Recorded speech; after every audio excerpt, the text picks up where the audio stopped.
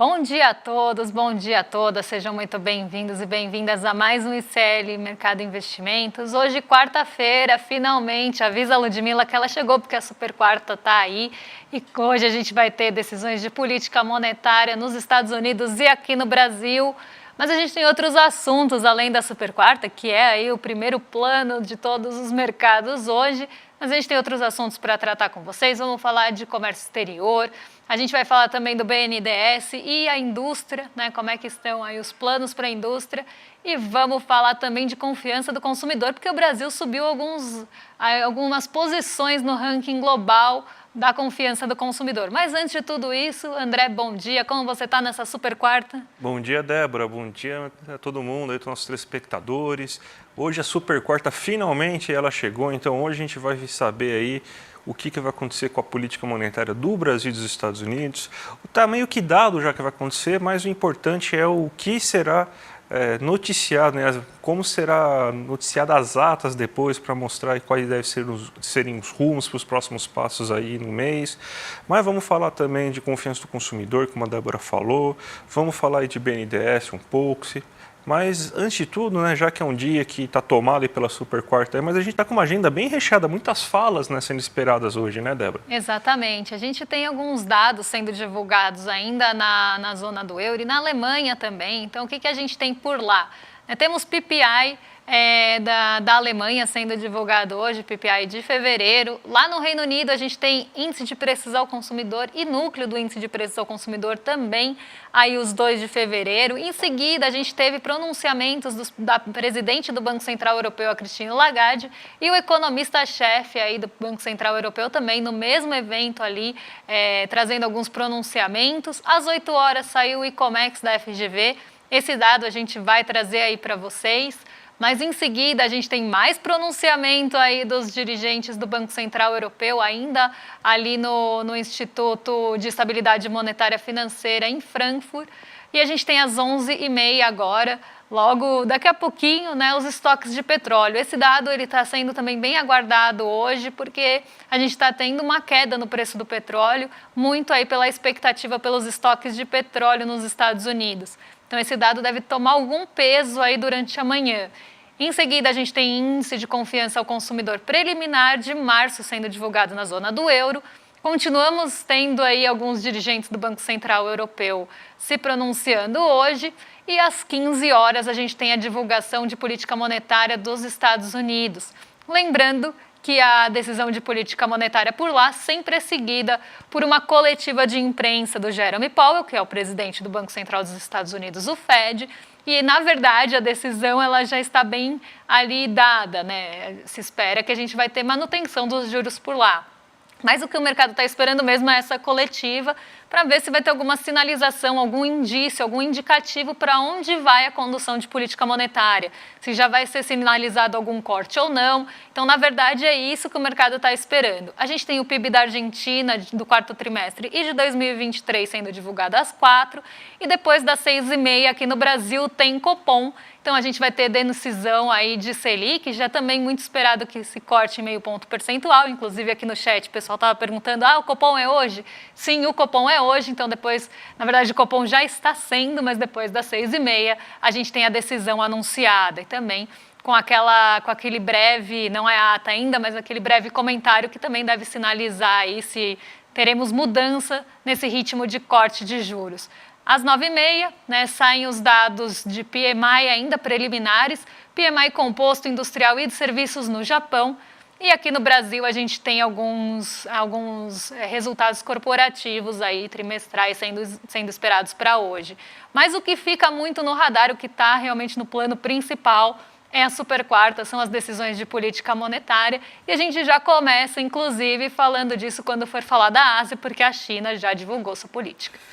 Ótimo, Débora. Então, já vamos passar para o nosso giro aí do mundo aí, porque todo mundo está esperando super quarta, a Europa está esperando, os Estados Unidos está esperando, as bolsas na Ásia já fecharam na expectativa da super quarta, então esse negócio aí não sai da cabeça de ninguém, né? Então, vamos falar então, aliás, a notícia está aqui também para vocês lerem, a notícia que a gente sempre recomenda, né, todo dia para vocês falarem, justamente aí para vocês entenderem quais são as possibilidades do que pode acontecer aí nessa super quarta, mas fala aí um pouco da Ásia aí, nessa expectativa, nessa esteira dessa super quarta, Débora. A super quarta ela está presente desde a sexta-feira passada, então as expectativas elas estão aumentando, né, e mudando também a cada dia, principalmente porque a gente tem divulgações importantes e teve divulgações importantes na semana passada. Tudo isso mexeu com as expectativas, não para a super quarta em si, mas como eu falei, para a coletiva e para possíveis aí pronunciamentos que vão vir depois dos dirigentes, principalmente do Banco Central dos Estados Unidos. E na Ásia não foi diferente. Então hoje a gente teve um dia ali misto na Ásia, as bolsas até ficaram mais numa tendência de queda. Isso porque o mercado está esperando essa decisão de política monetária. Então, ela ficou muito ali no radar, né? Então, esse já é um ponto que traz uma incerteza e acaba mexendo com o apetite pelo risco dos investidores. Até porque, no meio dessas incertezas, o rendimento dos títulos de dívida dos Estados Unidos, as treasuries, também acabam movimentando mais. E isso também afeta o apetite pelo risco. Então, aquela disposição para correr risco no mercado. E a gente teve esse movimento na Ásia misto, então as bolsas que ficaram positivas ficaram muito perto do 0 a 0. E eu vou colocar aí na tela para vocês o Xangai Composto, porque ele acabou sendo uma exceção no movimento asiático hoje. O Xangai Composto, ele subiu, né, subiu 0,54%, num momento que a China não decidiu cortar suas taxas de juros. Então, por lá, a gente já teve decisão de política monetária e o que aconteceu foi a manutenção da taxa de juros, a gente não teve mudança na taxa de juros da China, mas mesmo assim o Xangai Composto subiu. E a gente vê o Xangai Composto ainda subindo na esteira daqueles dados que a gente falou no começo da semana, de produção industrial e vendas no varejo e ativos fixos. A China ainda está refletindo a divulgação desses dados e a gente viu isso inclusive impactando o mercado de commodities fortemente no começo dessa semana. O minério de ferro subindo mais de 5% ontem, subiu quase 1% na segunda-feira. Então o mercado ainda está repercutindo isso e trazendo aí o Xangai Composto para cima, mas por lá a decisão já foi tomada e a decisão foi de manutenção, não foi de corte. Hoje é feriado no Japão. Então, o Nikkei 225 não teve ali operação, o mercado ficou fechado por lá, um dia depois deles cortarem a taxa de juros, deles subirem, a taxa de juros depois de 17 anos. Então, hoje a gente não viu esse reflexo acontecendo no Japão, mas o grande assunto aqui, como a gente já falou, é a super quarta, e isso está pesando nos mercados de uma forma global. Tá? O Xangai Composto que conseguiu se desvencilhar e subir um pouquinho hoje. Já que a gente está, acho que vamos fazer um medidor aqui, alguém aperta aí para saber quantas vezes a gente vai falar a palavra super quarta no dia de hoje aí, porque hoje, meu Deus, é só super quarta, super quarta, super quarta, e vamos falar do super quarta aqui no Brasil, né? Porque a gente tem a decisão hoje do Copom, deve sair às 6h30 da noite, essa decisão, né? A decisão já está meio que dada, né? Acredita que você vai ter uma queda, a gente está em 11,25% de taxa Selic ao ano, deve cair para 10,75%, ou seja, uma queda de meio ponto percentual. O que a gente está esperando, e não sei por que aconteceu isso, né? Isso daí foi um burburinho que começou essa semana agora, estava até ouvindo no rádio, né? Que alguns analistas de mercado, né? Um analista de mercado importante que eu ouvi no rádio, inclusive essa manhã aí, está falando que existe uma possibilidade do Banco Central, do Copom, né, anunciar que você tem alguma mudança no ritmo de queda da taxa Selic. Eu não sei por que teria isso, né? Eu até acreditaria, assim, acho que teria justificativa se fosse uma aceleração na queda. Mas tem gente falando aí de possibilidades do Copom anunciar uma possível redução, né, uma desaceleração para 0,25%, porque tem... Aí vem aquele liga, né, o grande gerador de lero-lero, daí vem aquelas desculpas de sempre, né? O risco fiscal que a economia brasileira está vivendo, a inflação de serviços que não cede... Tem todas aquelas desculpinhas aí, mas algumas agentes do mercado estão começando a cogitar isso. Mas eu acredito, né, que deve sair bem em linha, né, o que até o próprio comunicado do Copom hoje deve sair falando aí que você vai ter uma queda de 0,5 ponto percentual e, se tudo continuar constante, o ritmo deve permanecer pelo menos pelas próximas reuniões. A próxima reunião aí em maio ia ser dia 1º, né? Vai ser dia 7, 8 por causa do feriado do Dia do Trabalhador, então vai ser adiada, né? Então, em vez de 45 dias, vão ser 52 dias, né? Entre essa reunião e a próxima. Mas eu acredito que não vai ter nenhuma grande surpresa, pelo menos no caso brasileiro, mesmo esse burburinho estranho que começou a surgir essa semana, Débora. E esse burburinho estranho que o André está falando começou a aparecer depois do IBCBR, na verdade, quando saíram os dados de inflação.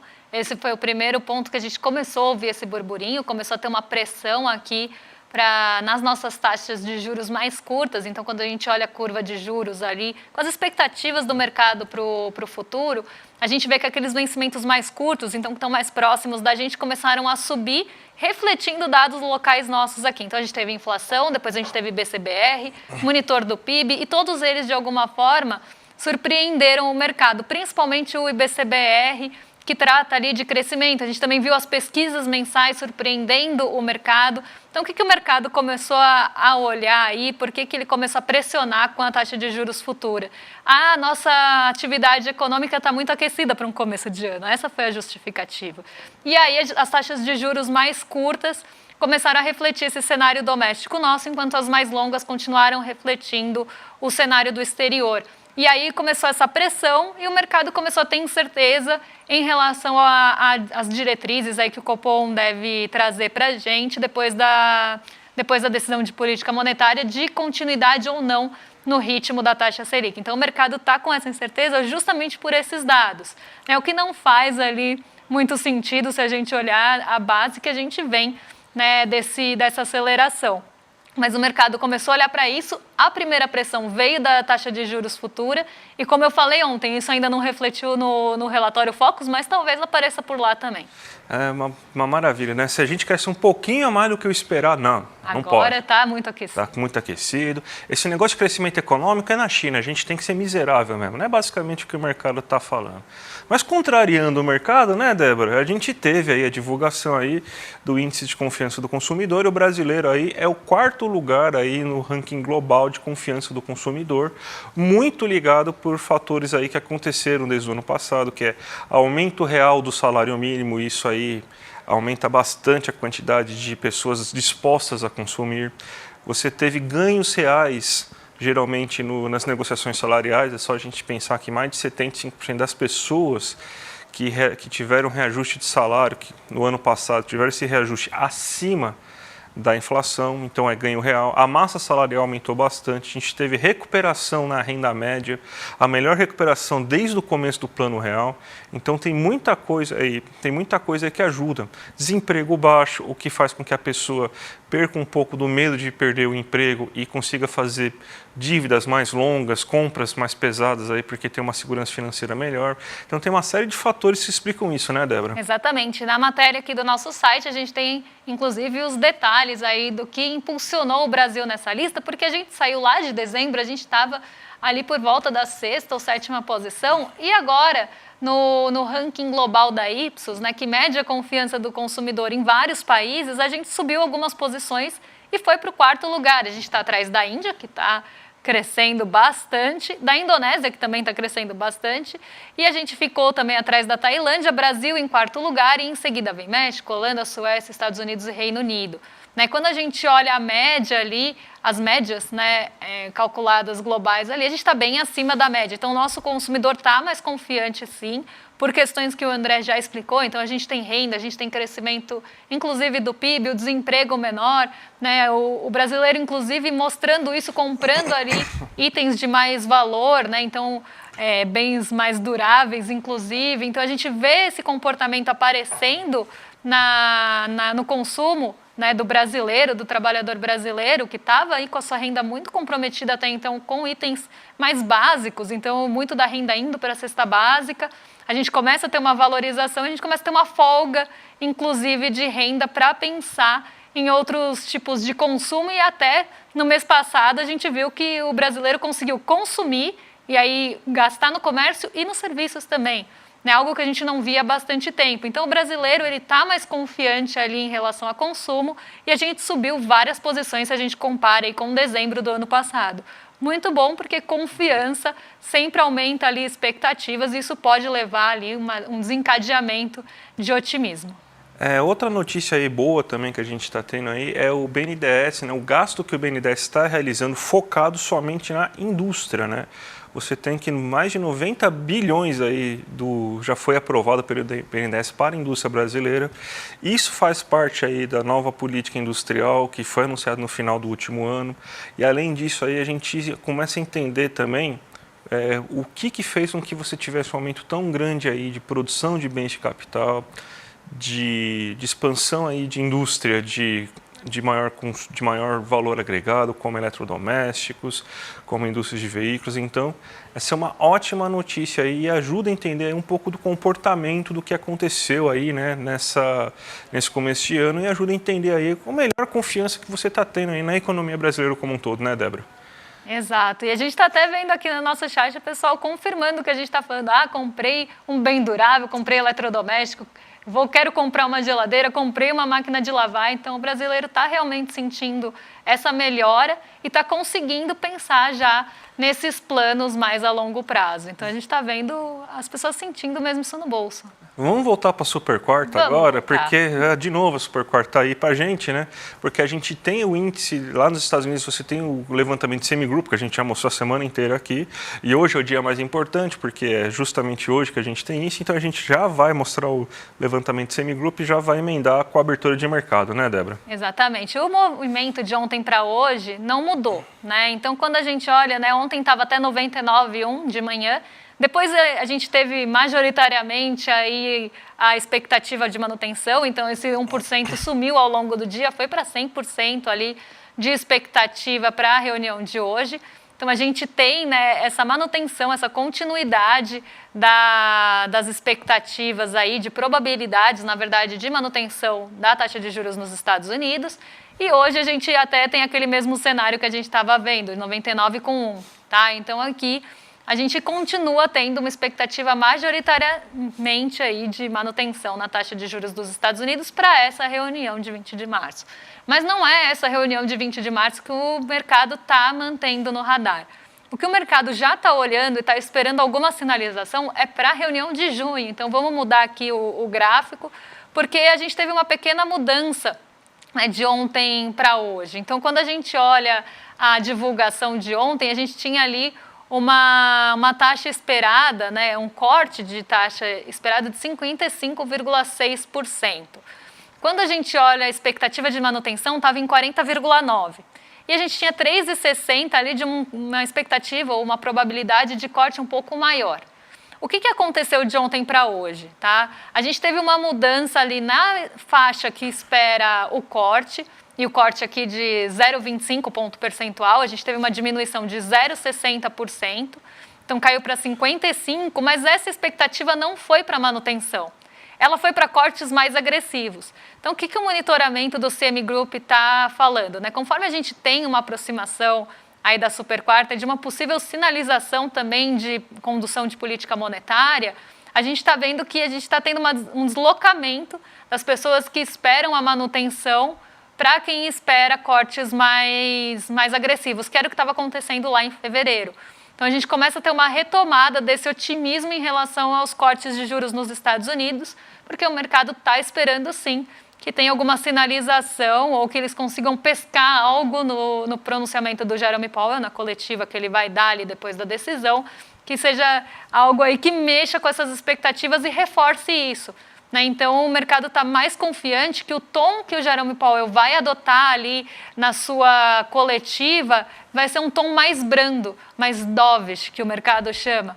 Né? Que vem, a gente tem dois jargões aí usados no mercado. O dovish, que é o tom aí mais brando, e o hawkish, que é um tom mais rígido. A gente espera, e o mercado está esperando aí, mostrando isso para a gente, que ele espera que o Jerome Powell tenha um tom mais dovish, mais brando, e tenha ali um pouco mais de reforço das políticas monetárias sendo mais ali abrandadas e a gente começa a ter alguma sinalização já para os cortes nessa coletiva. Vamos ver se isso realmente se concretiza, mas a expectativa que o CME Group está mostrando para a gente é essa. Vamos então para a abertura de mercado agora, né? Que a gente está falando toda essa coisa de super quarta, é para saber aí qual que vai ser o impacto disso no mercado, né? Então, você vê quase tudo bem estagnado, ninguém quer se mexer para lado nenhum, aí todo mundo com medo, pelo amor de Deus, hein? É o sentimento de cautela que a gente fala. Eu acho muito engraçado falar que o mercado tem sentimento, mas aqui quem está prevalecendo é o sentimento de cautela mesmo. As pessoas estão muito perto da estabilidade, né? As bolsas estão muito perto da estabilidade, elas estão muito perto do 0 a 0, ninguém querendo tomar posições muito arriscadas num dia que tem decisão de política monetária aqui nos Estados Unidos. Então, as bolsas muito ali oscilando entre perdas e ganhos, muito próximas realmente desse 0 a 0. Então, a gente vê isso acontecendo em todo o mercado, né? Aqui no Brasil, em Nova York também. E a gente tem ali só o Xangai Composto, como eu falei, se descolando hoje, mas ainda refletindo dados positivos do começo da semana. As treasuries não estão movimentando muito. A gente teve ali um pequeno arrefecimento nas nossas taxas de juros futuras mais longas. Então, a gente vê aí uma queda de 0,27%, até descolando um pouquinho, né? O dólar, que atingiu mais de R$ 5,00 ontem, fechou em R$ 5,03. Hoje voltou também a cair. Então, está aí em R$ 5,02, ainda acima daquele patamar psicológico que o mercado tem, né, de uma resistência ali. Então, normalmente um teto difícil de furar, mas depois, quando a gente chega, então, nesses R$ 5,00, o mercado acha que já está num patamar mais alto e começa a realizar ajustes para que ele caia também. Então, a gente tem esse teto que a gente chama de resistência perto dos R$ 5,00. Então, a gente teve esse teto furado, então ele está voltando a se ajustar. E a gente tem o DXY, aí o índice que mede o dólar frente aos pares, também subindo hoje, mas subindo pouco. Então, hoje deve ser um dia mais morno. A gente não deve ter movimentações muito fortes nas bolsas, justamente porque está todo mundo olhando e esperando essa super quarta que a gente não parou de falar nessa super quarta. Então, a gente tem aí todos esses movimentos e o petróleo Brent também, apesar de ter subido a semana toda até ontem, hoje ele está sofrendo um pouco de ajuste, esperando aquele dado que eu falei da agenda de estoques de petróleo. Então, a gente tem isso refletindo também na queda do petróleo, porque ele subiu bastante nos outros dias, está sofrendo com alguma realização aqui também. Isso acaba também tirando o nosso apetite pelo risco aqui, porque a gente tem um peso muito grande das commodities. Então, se o impulso não vem daí, o impulso não vem de outros mercados que estão mais de lado por conta da super quarta, por conta dessa cautela generalizada que está tomando o mercado nessa abertura, a gente vai ter um dia mais morno mesmo, um dia mais de ajuste de posição e mercado realmente se posicionando para esperar a decisão de política monetária aqui e nos Estados Unidos. Débora, temos um recado muito importante aí para dar para a nossa audiência aí, porque tem mais um grande evento aí do ICL chegando. É o maior psicólogo vivo dos Estados Unidos, o Elliot Aronson, que é o autor do grande livro aí, como que é o nome do livro? O Animal Social. E ele vai dar uma palestra aí para a gente importantíssima, super importante mesmo aí, no dia 7 de abril, um domingo, às 8 horas da noite. A gente tem até um trechinho aqui para passar para vocês aí, para vocês já verem aí como que é imperdível essa palestra. Existe alguma fórmula para diminuir a agressividade das pessoas? Diminuir os conflitos entre as nações? O que a psicologia social diz sobre isso? Pois bem, a gente resolveu conversar com o maior nome no planeta da psicologia social. Elliot Aronson, o psicólogo social mais premiado da história e o criador de conceitos como dissonância cognitiva e vários outros que você usa no dia a dia, mas nunca soube de onde surgiram. O nosso encontro vai acontecer no dia 7 de abril, um domingo, às 8 horas da noite. E é gratuito, aberto, para todo mundo poder participar. Aproveite e chame seus amigos e amigas para participar também. Ninguém pode perder essa oportunidade. E não tem replay. Então é se inscrever, tá lá no horário combinado e curtir esse aprendizado.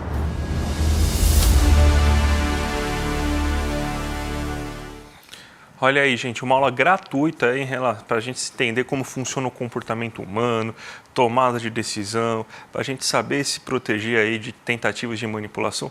muito bom. Todo mundo teve, né? Todo mundo sabe, a gente enfrentou isso, fake news, parente que caiu em fake news, em golpe aí de coach. Então, é uma aula muito importante para a gente aprender a lidar com tudo isso. A gente tem um link aqui embaixo, já garante a vaga aí no iclmercado.com.br. Vai aparecer o sininho para vocês, clica lá e sejam felizes. Não deixam de se inscrever, não se esqueçam. Então, ativem aí a notificação para não esquecer mesmo e não perder essa aula, que vai ser incrível, um tema super atual e que eu acho que interessa a todos nós, né? Então, não percam, que vai ser realmente imperdível. E também não percam o Rolê ICL, que vem aí na sequência. Agora, na esteira aqui do nosso programa, vocês ficam com o William De Luca e com o Guga Noblar. E a gente volta amanhã para contar o que para vocês? Desdobramentos da Super Quarta, porque depois da Super Quarta vem a quinta-feira, que a gente sempre traz aí os principais pontos dessas decisões de política monetária, que devem mexer com a abertura amanhã também. Então, ela ainda não acabou, mas está pertinho aí de chegar no fim. Até amanhã e um beijo. Até amanhã, gente. Tchau, tchau. Conhece a fera? Elliot Aronson? Aos 92 anos de idade, ele é o psicólogo social vivo mais importante do planeta.